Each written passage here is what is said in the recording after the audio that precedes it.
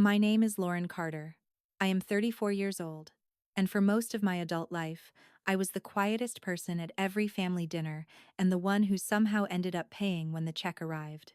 Last Saturday morning, before my coffee had even finished brewing, my younger sister Brooke sent a message to our family group chat. It said, "Wire me $7,200 for Lily's Sweet 16. Beneath it were three photographs: a rented ballroom draped in string lights, a floor-length dress hanging against a fitting room wall, and a $700 cake designed to look like a stack of luxury shopping boxes. I stared at my phone as though the screen might eventually explain itself. The demand was outrageous, but it was not the part that finally broke something in me. 10 minutes later, my father called and said something so clear, so absolute, that it stripped 10 years of family mythology down to a single price. What I did after that call took less than 15 minutes. By 7:30 the next morning, everyone in my family understood that I was no longer willing to pay for my place at their table. I read Brooke's message 3 times. Each time, my eyes moved automatically toward the amount. That is what happens when you work as an auditor. Other people see a beautiful venue, a teenager's dress, and a dramatic birthday cake. I see obligations, due dates, account holders, cancellation clauses, and the person whose card is going to be charged. Brooke had not sent the request to me privately. She had put it in the family group chat, which was its own form of pressure. The venue photo was captioned, "Lily deserves this." Then came the dress, then the cake, followed by a heart emoji, as though a heart could make $700 feel less absurd. My mother replied almost immediately with 3 clapping emojis and the word, "gorgeous." My Aunt Marlene added a row of hearts. No one asked how any of it would be paid for, because in my family that question had always produced the same answer. The answer was me. I placed my phone face down on the kitchen counter and waited for the coffee machine to finish. I told myself not to start solving the problem before I had decided whether it was mine to solve. That was my pattern. Someone created an emergency, and I moved directly into repair mode before I had time to feel angry, frightened, or used. The group chat did not say that this was the first time a photograph had appeared before a bill. It was not even close to the 10th. Brooke rarely asked for money by sending a price. She sent pictures and let the pictures do the asking. By the time anyone discussed the actual cost, deposits had already been placed, deadlines were approaching, and the only remaining question was who would cover the balance. Everyone knew who that person would be. I picked up the phone again and stared at the $7,200 demand. Somewhere beneath my ribs, 10 years of quiet arithmetic began adding itself up. Nobody hands you a bill for a decade of being useful. It arrives just this once, at a time. The first payment I clearly remembered was when Lily was 6 and Brooke's transmission failed in a grocery store parking lot during February. Brooke called in tears. She needed $900. Just this once, so she could get the car running and keep getting Lily to school. After that came a security deposit when she moved apartments. Then a phone bill she promised to repay by the 15th. Then, a credit card balance that had somehow climbed above $4,000 while, according to Brooke, she was not paying attention. Each request arrived with the same structure. It was urgent. It was small enough that refusing would make me look petty. And it was wrapped in the sentence, "You're the only person I can ask." She was right. I was always the person she asked. I transferred the money before I allowed myself to feel what it meant to lose it, because feeling the loss would have forced me to admit there was a pattern. Admitting there was a pattern would have required me to change something, so I developed a strategy that was not really a strategy at all. I did not count. I kept receipts, statements, screenshots, and handwritten promises in a folder on a shelf, but I almost never opened it. I treated that folder the way people treat a smoke detector they assume still works. Over the years, I also began placing things in my own name, a hold here, a layaway plan there. Brooke would say, "It's only so we don't lose the date." Or, "Your credit is better, Lauren. They will approve you, and I'll take it over later." I never got the money back, and I never seriously asked for it. That silence was not entirely Brooke's fault. It was mine too.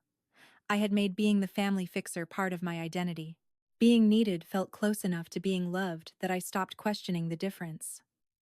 I never let myself ask what would happen to my value in that family if I stopped fixing things. People assumed I paid because I had plenty of money. That was the explanation everyone preferred, because it made the arrangement seem harmless. The truth was smaller and more painful. I paid because paying gave me a role. I grew up as the older daughter in a house where money was always tight and emotions were always loud. Brooke was the child people worried about. I was the child people relied on. Those positions may look similar from a distance, but they are not. The person everyone worries about receives attention. The person everyone relies on receives assignments. When you become the reliable one, people rarely ask how you are doing. They ask whether you are available. I made sure I always was. I paid deposits, covered shortfalls, placed holds, and kept the folder closed, because as long as I was holding everything up, I never had to find out whether anyone would still want me around if I put it down. That was the agreement I had made without ever speaking it aloud. For years, I repeated one half of a sentence to myself. Love that keeps a balance is not love. I used that belief to justify never counting. What I had not understood was the second half. Love that never checks the balance is not safe. I told myself that checking would be cold, counting would be cruel. Real families did not audit one another. The family that taught me that lesson was now presenting me with a bill for $7,200 and calling it a birthday. What none of them knew was that the timing could not have been worse. I had not told them what I was working toward because, in my family, being openly proud of something for yourself was treated almost like bragging. 2 weeks earlier, I had started the final paperwork to buy a small condominium on the east side of Columbus. It was not glamorous. It had 2 bedrooms, a leak beneath the kitchen sink, and a view of a parking lot. To me, it felt like a cathedral. I had been renting since I was 22. I had been saving for a down payment since I was 26. The money sat in a separate account that I did not touch, the only account in my life that had ever been protected by a firm rule. My loan officer had been explicit. Keep the reserves where they were. Do not take on new debt. And do not move large sums before closing. In other words, I had been told not to do the exact thing my family had trained me to do whenever they called. To them, I was the daughter with the stable job, who was doing fine. Fine was a costume I had worn for so long that they thought it was my skin. They did not see the spreadsheet where every dollar had a name and a purpose. They did not know that $7,200 was not an inconvenience I could absorb. It was the difference between closing on my home in March and possibly starting the process over. The money would come directly from the account meant to fund the first major thing in my adult life that belonged only to me. That was what finally turned the key. It was not the ballroom, the cake, or even the size of the demand. They were reaching, without knowing it, toward the one drawer I had spent 8 years teaching myself to keep closed. I called Brooke and kept my voice calm. I had learned through work that the calmer I sounded, the more freedom people gave themselves to reveal what they actually believed. I told her I was not calling to argue. I said I wanted to understand the complete budget. How much was the venue? How much was the dress? What deposits had already been paid? There was a pause, the kind Brooke used when deciding how much information to give me. Why does it matter? She asked. Family takes care of family, Lauren. That's what we do. There it was, the entire religion of our household compressed into one gentle sentence. Family takes care of family. It had never meant that all of us cared for one another. It meant that the people who could carry the burden were expected to carry the people who would not. Everyone called the arrangement love, so no one had to name it more honestly. I repeated my questions. Brooke sighed, as though I were making the situation unnecessarily difficult. Then she said, "You already handled the venue deposit, remember? Back in the fall. So it's not even that much more." I sat very still. I did remember, but only in fragments. The way you remember a dream and later discover it actually happened. In October, Brooke had called during my workday and said the ballroom was about to be booked by another family. The manager needed a card immediately to hold the date. Brooke did not have a card that would clear. My mother's was maxed out. My father's credit was, in Brooke's words, a joke. I had read the numbers from my own card over the phone so Lily would not lose the date. Brooke promised to repay me. I said, "All right," and then closed the folder in my mind, the way I had always closed the physical one on my shelf. After the call, I pulled up my statements. The charge was there. $1,500 paid to the venue under my name. I had forgotten it because it had been disguised as a temporary favor. That realization produced a cold, professional dread, the kind I usually felt while reviewing someone else's records. If a $1,500 deposit could disappear from my awareness simply because it wore the costume of urgency, what else had my name attached to it? How many small strings were tied to my accounts while I kept insisting that not looking was the same thing as generosity? I opened my laptop. I still did not open the folder. Not yet. But for the first time in years, I looked directly at it, sitting on the shelf. Before anyone decides my father was simply cruel, there is something important to understand about him. 2 Christmases earlier, I had gone into the den to find a phone charger. I found my father sitting at the small desk beneath the window, his reading glasses low on his nose, holding a credit card statement that did not belong to him. It was Brooks. He was writing a check from the pension account that was supposed to support him and my mother for the rest of their lives. He moved quickly and quietly, with the nervous concentration of a man paying a ransom and hoping no one would enter the room. He looked up and saw me. Neither of us spoke. He slid the statement beneath a magazine, and I backed out of the den. We never discussed it. My father, who preached that family took care of family, had been drowning in the same water he kept urging the rest of us to enter. He had not invented the rule. He was its oldest and most faithful servant. He had grown up in a household even poorer than ours, where the only language anyone used for love was handing over money they could not afford to lose. He carried that language into adulthood because it was the only one he trusted. My father was not fearless or heartless. He was terrified. Somewhere deep inside, he believed that the day the check stopped would be the day his children stopped coming home. Understanding that made what he later said to me more painful, not less, because it came from a man who was already sinking and still believed the solution was to pull me into the same water. That Saturday afternoon, I decided this request would be different. The decision did not arrive as a dramatic flash of courage. It felt small and familiar, almost embarrassing. I stood at my kitchen counter and told myself, perhaps for the 40th time, that I was finally going to ask the difficult question aloud. I had made similar promises after the transmission, the security deposit, and the phone bills. My family found the exact tender place beneath my ribs and pressed until I transferred the money. But the cake, the word wire, and Brooke's flat assumption that I functioned like a financial service rather than a sister had shifted something. I opened the family group chat and began typing. I did not write no. In my family, a direct no usually began an argument that continued until the person saying it became too exhausted to defend it. Instead, I asked to see the complete itemized budget before anyone discussed who would pay what. It was a reasonable request, the kind I would make to a client, and the kind one adult should be able to make of another without causing a crisis. My thumb hovered over the send button.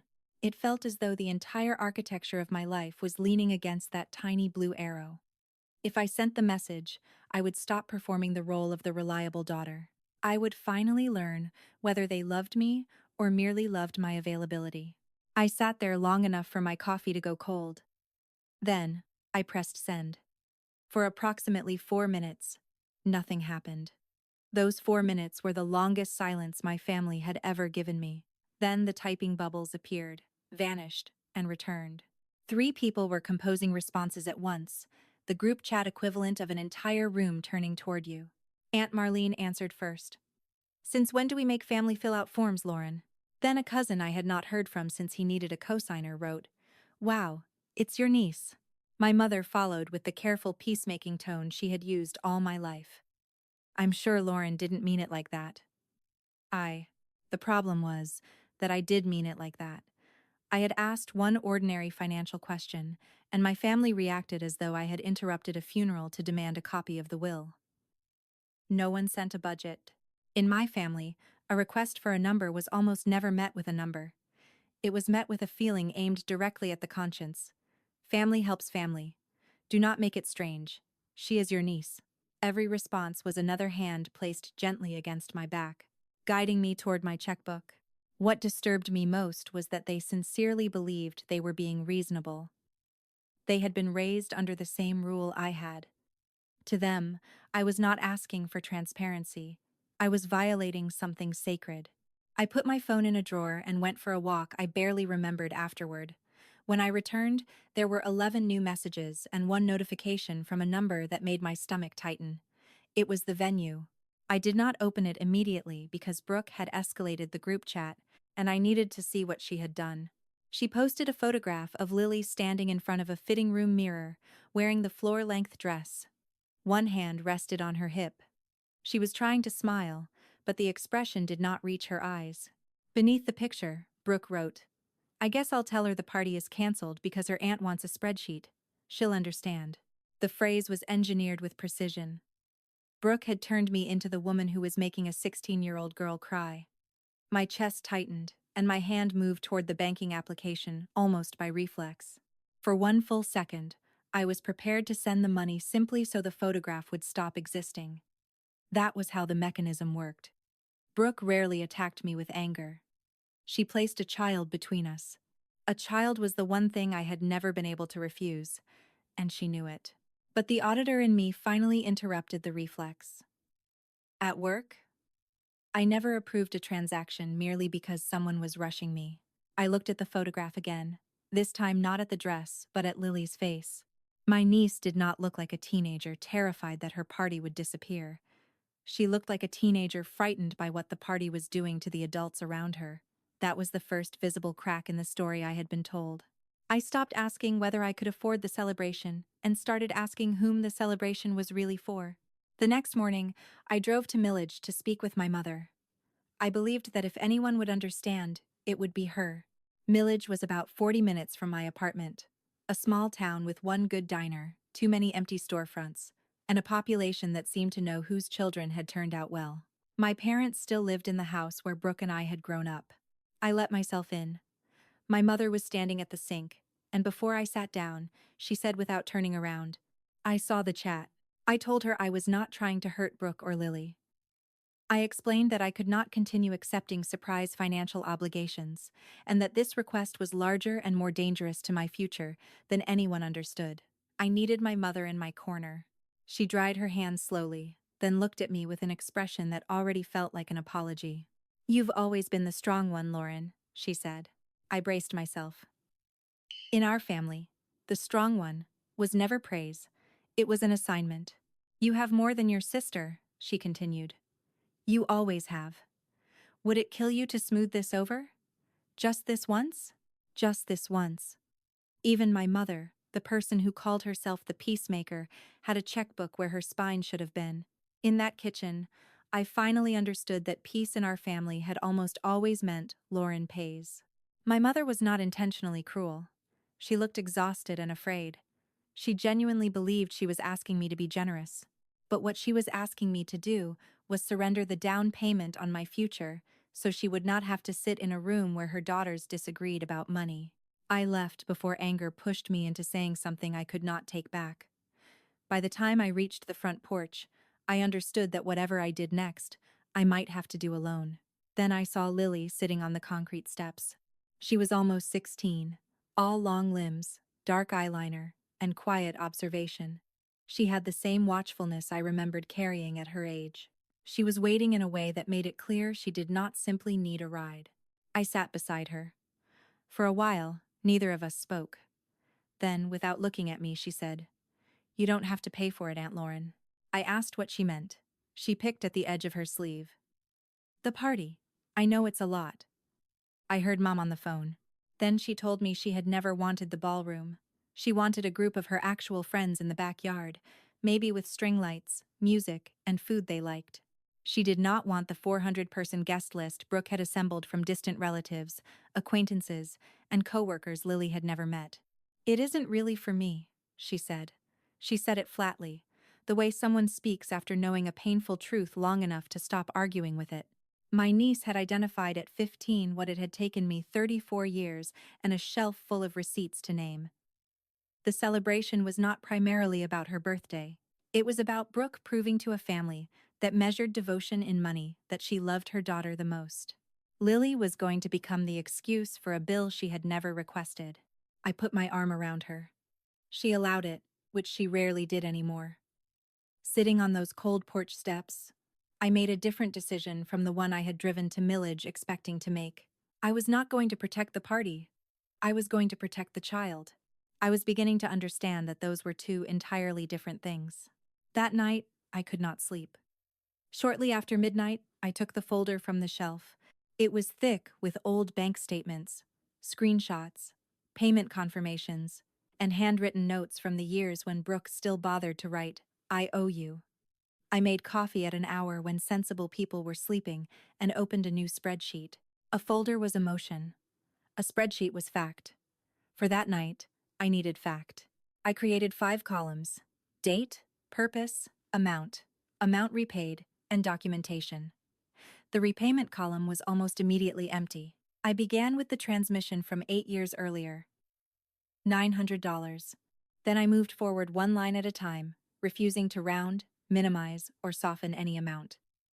The security deposit, multiple phone bills, the credit card payment I made during the summer. Lily broke her arm. The loan for one vehicle that eventually became another vehicle. The venue hold from October. Each charge had felt small when it arrived. Each had been packaged as a temporary emergency. Together, they formed a system. Around 1 in the morning, I stopped typing and looked at the running total in the corner of the screen. For several seconds, I could not make my hand scroll. When I finally forced myself to see the complete number, it was $41,360. More than $41,000 over 10 years and a few additional months. Not $1 had been entered in the repayment column. I did not cry. Crying belonged to emotion, and for that night I had temporarily retired emotion.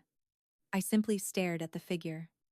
$41,000 could buy a reliable used car in cash.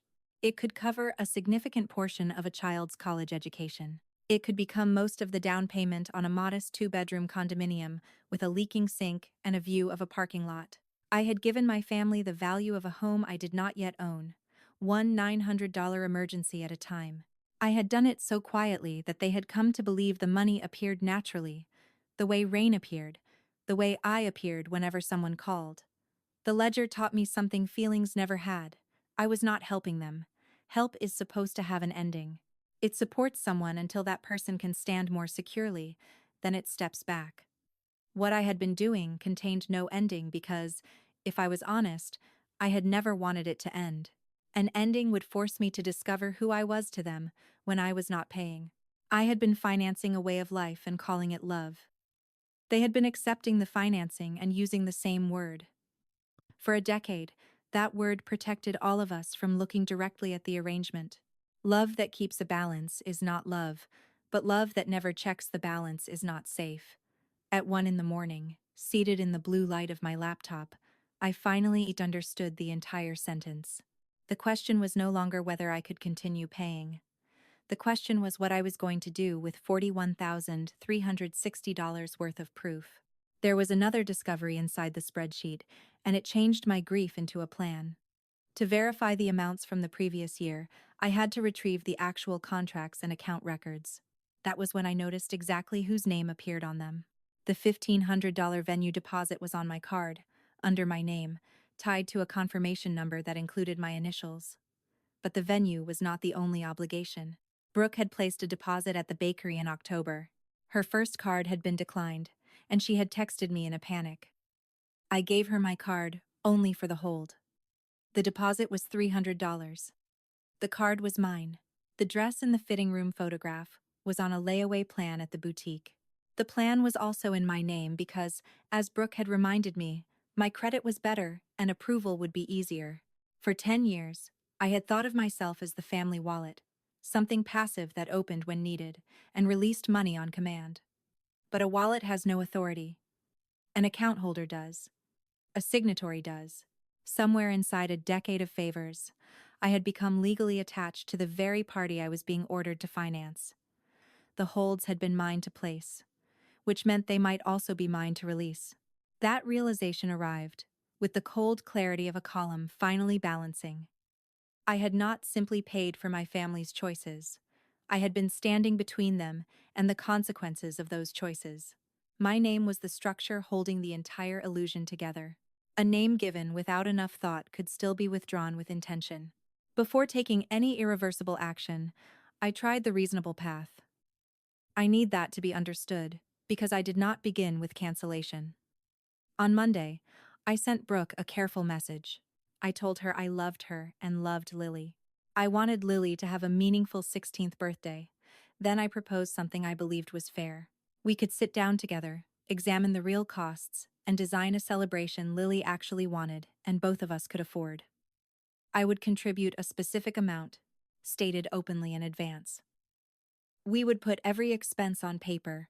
There would be no more surprise deposits, no temporary holds that transformed into entire events, and no obligations placed in my name without a complete discussion.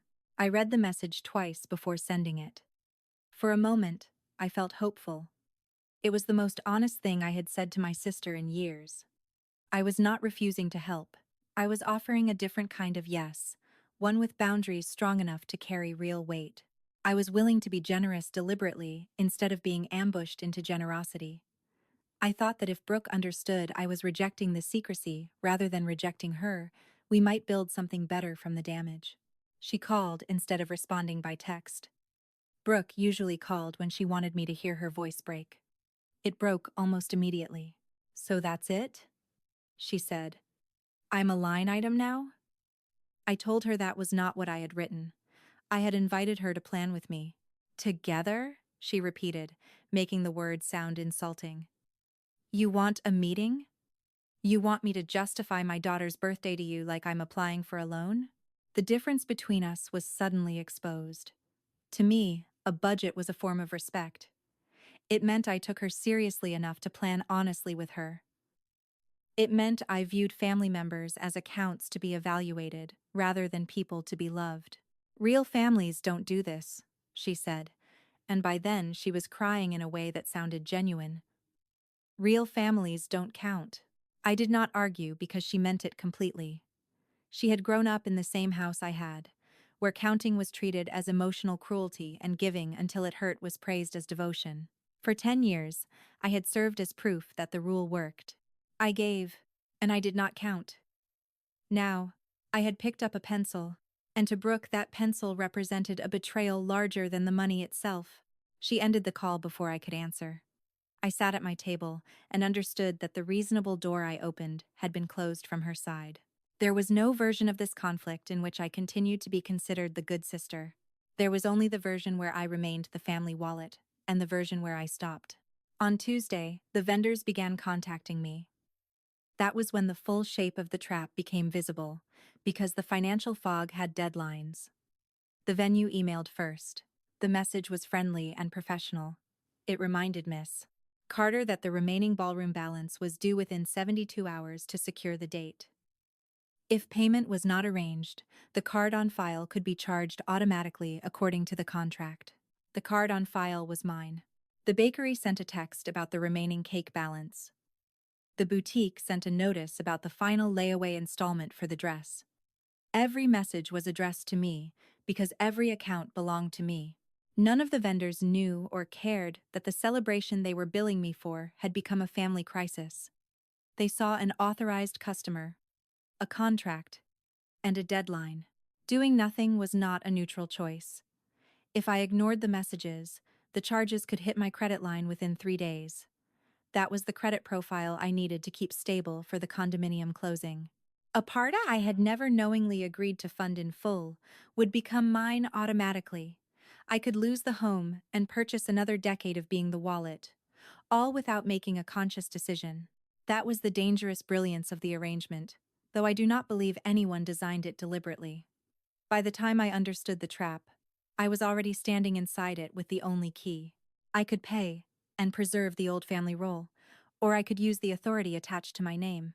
I was still reading the venue email when my phone rang. The screen said, "Dad." Before answering, I already knew he was calling to close the door I had just discovered. My father almost never raised his voice. That was part of what made him effective. A man who speaks calmly during conflict can make everyone else feel irrational simply for reacting. Lauren, he began in the warm, tired tone he used when he believed a discussion was over. This has gone far enough. He did not ask for my side. He did not mention the budget I had offered, which told me Brooke had already given him her version and he had accepted it without question. Her version required only that he understand money, and money was the language he trusted. He explained the family structure to me as though I had forgotten it. I was the oldest. I had the stable career. Brooke struggled. The strong people carried the load, smoothed conflict, and made important days happen. Your sister has a hard time, he said. You don't. That isn't her fault, and it isn't yours. But being the person who can help means something. I stayed quiet. Silence often encourages people to say the most honest version of what they intended to say. After a moment, my father delivered the sentence I will remember for the rest of my life. His voice did not become harsh. That made it worse. He said it gently, as if it were an obvious expression of love. Pay the money, Lauren, or you are no longer family. There it was. The price of membership, finally itemized by the man who had taught me the currency. He did not say everyone would be hurt or disappointed. He said I would no longer belong. The consequence I had spent $41,000 trying to avoid was spoken aloud as the penalty for stopping. I did not argue or cry. I said, "Okay, Dad," in a voice so steady that it seemed to surprise both of us. Then I ended the call, placed the phone on the table, and sat with the cleanest feeling I had experienced in years. My father had told me exactly what my money had been purchasing. Now that I knew the price, I could finally decide whether the membership was worth it. After a statement like that, people expect collapse. I expected it too. Instead, I became extraordinarily calm. At work, when a new figure changes the direction of an audit, I separate emotion from fact. I allow the emotional reality to exist, but I do not permit it to alter the numbers. So I imagined placing two chairs at my table. In one sat the feeling my father had threatened to erase me from the family. In the other sat the fact I had less than 3 days to prevent unauthorized balances from damaging my credit and my future. If I paid the $7,200, I would not be purchasing Lily's happiness. Lily had already told me she did not want the ballroom. I would be buying another decade of the same arrangement. Emergencies that never ended, promises that never entered the repayment column, and another folder waiting to become an even larger late-night spreadsheet. My father had not merely threatened me. In a way, he had made me an offer with unusually clear terms. Continue paying and remain family. Stop paying and lose the title. For the first time, I allowed myself to finish the thought his ultimatum had started. What kind of family charges admission? What kind of belonging must be renewed in cash? I had spent 34 years terrified of being cast out without ever asking what I was actually inside. The answer was painful, but it was clear. Clarity, however, is not the same as courage. Once I pictured myself truly stopping, another question rose from a much older place. Who was I to these people if I did not pay? For 10 years, covering expenses had been my location in the family. It explained my seat at holidays, my mother calling me strong, and my father trusting me with truths he hid from Brooke. If I removed the money, I did not know what would remain. Would they still call? Would I still have a chair? Or had I, beneath all my competence, been as afraid of being unloved as Brooke was, only using a more respectable method to purchase reassurance? That recognition was harder than the spreadsheet and harder than my father's ultimatum. My quiet generosity was not the opposite of Brooke's dependency. It was the same wound dressed differently. Brooke tried to secure love by taking. I tried to secure it by giving. Neither of us truly believed we could be loved without a transaction attached. The only way to discover whether my family wanted me rather than my money was to remove the money from the table and see who remained. It was the most frightening audit I had ever performed, and the only account under examination was my own identity. I returned to the only place I trusted completely, the fine print. I read every contract line by line, the way I should have read each one before allowing my name to be used. The venue agreement stated that the deposit held the date and that the remaining balance was due 72 hours before the event or upon written demand, whichever came first. If the balance was not paid, the venue could cancel the reservation and keep the deposit. In plain language, I still had the authority to cancel before the balance posted. I would lose the $1,500 already paid in October. That money was gone either way. But I could stop the rest of the ballroom charge from reaching my account. The bakery contract worked similarly. The deposit would be forfeited, but the remaining cake balance could be canceled. The boutique layaway agreement allowed me to stop future installments and lose only the amount already paid. The exact figures were different from one vendor to another, but together the remaining commitments came close to the $7,200 Brooke had ordered me to wire. The difference was that I could decide the money stayed in my account instead of allowing the vendors to collect it. There was one serious complication. The venue's 72-hour clock was already running. The email said the card on file would be charged automatically when the deadline expired. If I waited another day, hoping for one more conversation or one more chance to be understood, a billing system with no interest in my family history would make the decision for me. I could stop the charges, but only if I acted that night. It was nearly 11 when I set the contracts down and reached for my phone. Before dialing, I forced myself to consider the true cost. The lost deposits were painful but manageable. The deeper cost was visibility. The moment I canceled those accounts, everyone would learn that the venue, the cake, and the dress had been attached to my name. The invisible arrangement would become visible. For 10 years, I had hidden how much I paid and told myself I was being humble. That was not the whole truth. Being the secret benefactor allowed me to feel indispensable without exposing my needs. I could be generous without asking anyone to understand the sacrifice. I could remain necessary while avoiding the vulnerability of being seen as a person with limits. Canceling meant stepping out from behind the curtain. The next morning, my family would not see a mysterious source of money. They would see a woman who had been quietly losing pieces of her future and was finally saying enough. That was the price I had spent years paying to avoid. An open folder made me visible, and a visible person could be judged. But a visible person could also finally be known. I realized I had never truly allowed my family to know me. I had only trained them to use me efficiently. It was time to discover which version they actually wanted. At 11:04 on Tuesday night, I called the venue's after-hours number. A bored young man named Ryan answered, and I could hear that he was eating something. The largest turning point of my life began while a stranger chewed into the phone. I gave him the confirmation number, my full name, and the card details connected to the reservation. Then I said the sentence I had been approaching for 10 years and more than $41,000. I need to cancel the reservation. Ryan asked whether I was certain. I said I was. He read the relevant terms. The deposit was non-refundable, the reservation would be released immediately, and the date would return to the open calendar. I told him I understood and authorized the cancellation. I heard him type for several seconds. "All right, ma'am," he said. "It's cancelled. You'll receive a confirmation email." Then he returned to his food, and the ballroom disappeared from our lives. I called the bakery's after-hours line and left a detailed message canceling the cake order under my account. I logged into the boutique portal and stopped the remaining layaway payments on the dress. 3 actions took perhaps 11 minutes. A decade-old version of me ended in less time than it takes to prepare a frozen dinner. When I placed the phone down, my hand was shaking. Inside, however, I felt enormous stillness. The stillness of something finally being set down after being carried too far. I knew my family would describe what I had done as destructive. By morning, they would accuse me of ruining the birthday, humiliating Brooke, and punishing Lily. But for the first time, I had no urge to reverse the action before anyone could react. I opened the family group chat and wrote one calm message. I explained that the venue, cake, and dress accounts had been placed in my name, and that I had canceled the remaining commitments because I could no longer keep them there. I said I loved Lily and would not debate the situation through text messages.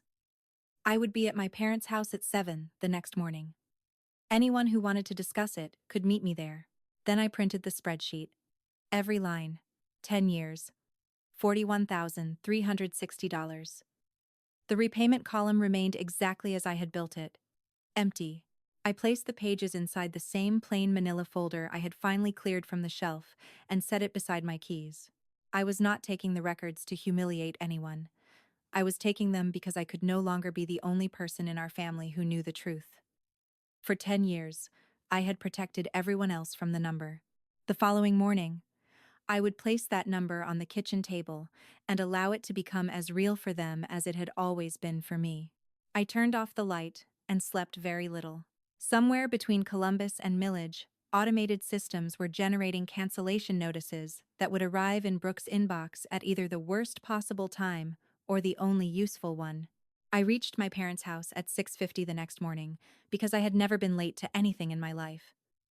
Brooke's car was already in the driveway. Of course it was. She must have driven over as soon as she saw my message so she could speak to our father first, shape the story, and prepare everyone for my arrival. I remained in my car for 1 minute, drinking gas station coffee and watching the kitchen light glow through the window. Then I picked up the folder and walked inside. I had barely closed the door when Brooke's phone lit up on the kitchen table. The screen faced upward. All of us read the subject line at the same time. Your reservation has been canceled. The timestamp was 7:28. Brooke grabbed the phone. Confusion crossed her face, followed almost immediately by comprehension and horror. What is this? She said, though it was not really a question. The venue canceled. It says the reservation has been released. She looked at me. My father lowered his coffee. My mother froze beside the counter with a dish towel in her hands. For one suspended moment, the entire kitchen stood still while the truth arrived on a 7:30 timestamp. Lauren, my father said slowly, what did you do? I placed my keys on the table. Then I set down the folder, still closed, and squared its edge with the edge of the table. I canceled the holds that were in my name, I said. All of them. I did it last night. The kitchen erupted. Yet even while everyone began shouting, I noticed something I had never experienced in that house. I was the only person in the room who was not afraid. For once, I already knew every number involved. They were only beginning to understand that numbers had existed at all. Brooke attacked first, the way she always did when panic became anger. Her voice rose, tears appeared, and every accusation landed as though she had rehearsed it during the drive. You ruined everything, she shouted. You waited until the last minute and destroyed your niece's birthday just to make a point. You're bitter. You're alone. You can't stand seeing anyone else happy. My father stood. That is enough. Both of you. He was looking at me when he said it. In that kitchen, both of you had usually meant that I was expected to stop reacting while Brooke was permitted to continue. My mother was already crying. Lauren, honey, we can fix this, she said. We can still fix it. The word fix, spoken in my mother's voice, gave me the final push I needed. We can fix it had always meant that I would fix it. It meant my card, my savings, my time, and my silence. I did not raise my voice. I had never shouted in that house, and I was not going to begin on the morning I finally stopped being afraid of it. I waited. Brooke continued until she ran out of momentum. My father's face reddened. My mother pressed one hand over her mouth. When the room finally became quiet, I placed 2 fingers on the manila folder and slid it toward the center of the table. Before anyone says another word about fixing this, I said, I want everyone to see what we have actually been fixing for the last 10 years. No one reached for the folder, so I opened it. I turned the pages so they could read them and spread them flat across the table. 10 years of transfers, payments, holds, and promises. 10 years of my family's version of love, translated into the currency they insisted we never counted. At the bottom of the spreadsheet was the number that had been hiding inside the word family for a decade. $41,360. Beside it was the repayment column, empty from beginning to end. 4 faces changed color in a kitchen that had spent years claiming we were not the sort of people who kept score. At that moment, 2 paths opened in front of me. I could see both clearly. I could close the folder, apologize, say I had overreacted, and offer to cover the $7,200 one final time. The relief in the room would have been immediate. I would keep my chair, my title as the strong daughter, and my father's approval. I would leave the house, still considered good, still considered dependable, and still functioning as a wallet. That path would return everything comfortable while costing me everything real. I did not take it. Instead, I looked at Brooke. Her face was devastated, but I forced myself not to rescue her from the truth. I paid for all of it, I said. The venue, the cake, and the dress were on my card and in my name. Every line on these pages is me too. I'm not showing you this to hurt you. I'm showing you because I love you too much to keep lying about what I've been doing.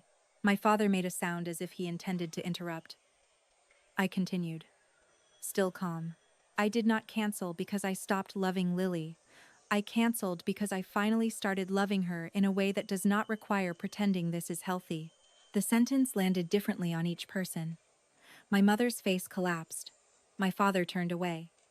Brooke opened her mouth but produced no sound. Then I noticed Lily standing in the doorway near the stairs. She must have come down while we were arguing. Her eyes were full of tears. Every instinct in my body demanded that I soften what I had said. 34 years of training told me to repair their expressions, apologize for the discomfort, and make the pain disappear. I did not take the sentence back. That was the real choice. The cancellation had occurred the night before. The transformation happened when I stood in that kitchen and refused to undo the truth simply because it hurt. I allowed all of us to feel the consequences because the alternative was to keep everyone trapped in the same sickness and continue calling the absence of conflict peace. When I spoke again, it was not to apologize and not to punish anyone further. It was to establish the boundary I should have created 10 years and $41,000 earlier. I'm not doing this anymore, I said. No more surprise deposits. No more holds placed in my name. Then I looked directly at Brooke. But I am not abandoning you. If you are willing, we can sit down and plan a birthday Lily actually wants. We can build a budget both of us understand. I will contribute a specific amount, openly, where everyone can see it. Nothing will be hidden under the table again. Brooke did not answer. She was still too deep inside humiliation and anger to recognize that I was offering something more sustainable than another payment. I was offering truth, responsibility, and a version of myself that might remain in her life without eventually collapsing from resentment. My father walked out through the back door and allowed it to slam behind him. For once, I did not follow. I understood that he was not only leaving in anger. He was escaping a reality that frightened him. A daughter from whom he could no longer purchase peace using a language he had never learned to question. My mother lowered herself into a chair and covered her face with both hands. Nobody hugged me. Nobody said I was right. The morning did not become warm or satisfying simply because I had finally told the truth. Truth rarely comforts a system built on avoidance. It clears the room first. Standing in the wreckage of that kitchen, I felt something I had never felt in that house. I was present as myself. Not the wallet, not the fixer, not the strong daughter. Just Lauren, visible and imperfect, with limits everyone could finally see. Becoming myself had cost more than I expected, but for the first time the cost was attached to something real. The weeks afterward were quieter than I had imagined, and lonelier than I wanted to admit. My father did not call for a month. When he finally contacted me, he spoke about an unrelated household repair. Neither of us mentioned the ultimatum or the spreadsheet. For a man like my father, that avoidance was the nearest thing to a temporary truce. Two of my aunts stopped speaking to me entirely. The Family Information Network did what it always did, turning a complicated history into a simple accusation. In certain living rooms, I became the selfish daughter who abandoned her family over money. I stopped trying to correct the story. You cannot explain yourself into fairness inside a house that needs you to remain the villain. Their version allowed them to preserve the old rules. Mine required everyone to reconsider what they had called love. I understood why the easier story won. But other facts also remained true. My savings stayed exactly where they belonged. I did not move the down payment money. I did not add the debt from the ballroom, cake, or dress to my credit. My loan process continued. In March, I signed the closing documents for the two-bedroom condominium on the east side of Columbus. The leak beneath the kitchen sink still needed repair. The windows still faced a parking lot. None of that mattered. After the final papers were signed, I stood alone in the empty living room and finally cried. The tears were not primarily grief. They came from the strange dizziness of entering a future that belonged to me. Every blank wall represented a decision no one else had made on my behalf. Every unopened box was proof that my money could build something, instead of merely preventing someone else's emergency. Brooke eventually reduced Lily's celebration to a backyard party with string lights and approximately 30 of Lily's actual friends. They played music, ate simple food, and spent the evening together without a ballroom full of distant relatives and strangers. By every account I later heard, it was the happiest night Lily had experienced that year. I was not invited. That hurt more than I expected. Setting a necessary boundary did not make me immune to exclusion, and I refused to pretend the wound disappeared simply because I believed I had made the correct decision. I allowed it to heal at its own pace. During the party, Lily sent me a photograph. She was standing beneath the lights with her friends, laughing in a way she had not been laughing in the fitting room picture. I was not in the photograph. Neither was Brooke. It was simply a group of teenagers enjoying a birthday that finally belonged to the person whose name had been used to justify it. The caption said, "Wish you were here." I had not paid for the venue, the cake, the dress, or anything else at that party. Yet the smaller celebration contained more genuine affection than our family had managed to create, with far greater amounts of money. That was the lesson I had spent $41,000 avoiding. Cost and care are not the same measurement. 4 months later, Lily sent the message that made the entire conflict feel worth surviving. She had started a part-time job at a movie theater and opened her first savings account. Her school was organizing a trip, and she wanted to know whether I could teach her how to build one of my spreadsheets. Before asking Brooke for help, she wanted to calculate the real price and determine how much she could save herself. I read the message while standing in the kitchen of my own condominium. Then I sat down on the floor because my legs suddenly felt weak. That was the chain, breaking one generation early enough to matter. Lily was learning that budgets and love were not enemies. She could examine a number honestly and still be generous, hopeful, and connected to her family. Looking at the balance was not the opposite of love. It was what responsible love did when it intended to remain. I showed her how to list the travel cost, food, spending money, deadlines, and the amount she could realistically save from each paycheck. We did not turn the school trip into a moral test or a measure of who loved her enough. We turned it into a plan. Watching her understand the spreadsheet gave me a kind of relief no repayment could have produced. Brooke called later that same week. For the first time in longer than I could remember, she did not ask for money, a card number, a signature, or help solving a crisis. She simply said she had been thinking about me. The conversation was awkward and careful. We did not resolve 10 years in one phone call. We were not repaired, and perhaps we never would be completely. But there was no transaction hiding beneath her words. That made the conversation different from almost every call that had come before it. My relationship with my father remained guarded. My mother still occasionally tried to smooth disagreements before anyone had honestly addressed them. I learned to let those beliefs exist without purchasing my way out of them. A boundary is not successful because everyone approves of it. It is successful because the person who created it no longer abandons herself to avoid disapproval. For years, I believed love that kept a balance could not be love. Now I understand that using affection as an invoice is wrong, but refusing to examine a harmful pattern is not kindness. Love without honesty becomes a fog where exploitation can continue without anyone naming it. Love with boundaries can feel harsher at first, but it gives every person a chance to become stronger. It took a $7,200 demand, a $700 cake, an ultimatum from my father, and one late-night phone call to make me see what the ledger had been saying for years. I had spent $41,360 trying to guarantee that I would never be left outside my family.